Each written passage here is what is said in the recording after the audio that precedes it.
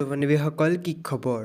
স্বাগতম জনাইছো অন্য এটা ভিডিঅ'লৈ আৰু আপোনালোকে চাই আছে আছামিজ কালচাৰ ইউটিউব চেনেল বন্ধুসকল মেট্ৰিক পৰীক্ষা বা বিভিন্ন ধৰণৰ পৰীক্ষা হ'লে আপোনালোকে সোশ্যাল মিডিয়া বা নিউজ চেনেলবোৰত প্ৰায় দেখিবলৈ পাই থকা এই ফটোখন বহু বছৰ আগৰে পৰা ভাইৰেল হৈ আহিছে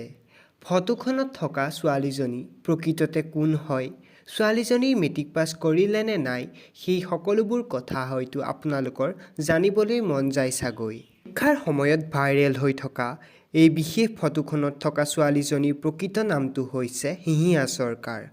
তেওঁ বৰ্তমান বিবাহিত হিহিয়া সৰকাৰে 2010 চনতেই মেট্ৰিক পাছ কৰিছিল আৰু এই ফটোখনো সেই 2010 চনৰে হয় বন্ধুসকল টাইমএট নিউজৰ এটি সাক্ষাৎকাৰত হিহিয়া সৰকাৰে নিজৰ সেই পুৰণি ফটোখন ব্যৱহাৰ কৰি থকাৰ বাবে বহুতো অসুবিধাৰ সন্মুখীন হৈ পৰিছিল সেই সাক্ষাৎকাৰত তেওঁ কি কৈছিল আহকচোন চাওঁ প্ৰবলেমো ফেস কৰিছো কাৰণ এটা কথা মই ইয়াতে ক'ব বিচাৰিছো সকলো দৰ্শককে যে মানে এখন ফটো যিখন ফটো মোৰ আজি মোক উঠাইছিলে স্কুলৰ টাইমত এবাৰ দিছিলে ফটোখন ঠিক আছে বাৰু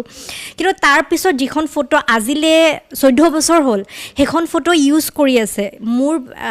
নিজৰ ফটো কোনো পাৰমিশন নোহোৱাকে মোৰ ফটো আজিলে নিউজ চেনেলৰ বা বহুত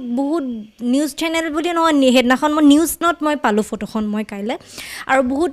মানুহো দিয়ে দে ফটোখন তো সেই কাৰণে মোৰ হিচাপত মোৰ পাৰমিশন নোহোৱাকে মোৰ ফটোখন ইউজ হ'ব নালাগিছিলে ইমান দিনৰ ইহে এইটো বস্তু বন্ধ নহয় তেনেহলে মই এইটো লিগালি কিবা এটা ল'ব লাগিব ন একচন তাৰ ওপৰত কাৰণ কিয় মোৰ ফটোখন ইউজ কৰা কাৰো হেয়া মানে মোৰ পাৰমিশন নোহোৱাকে কৰিব নালাগে বন্ধুসকল ভিডিঅ'টো ইমানেই আছিল যদি ভিডিঅ'টো চাই ভাল পালে তেনেহ'লে লাইক কমেণ্ট শ্বেয়াৰ কৰি দিব আৰু যদি নতুনকৈ আহিছে তেনেহ'লে আমাৰ এই চেনেলটো ছাবস্ক্ৰাইব কৰি কাষতে থকা বেল আইকনটো বজাই দিব ধন্যবাদ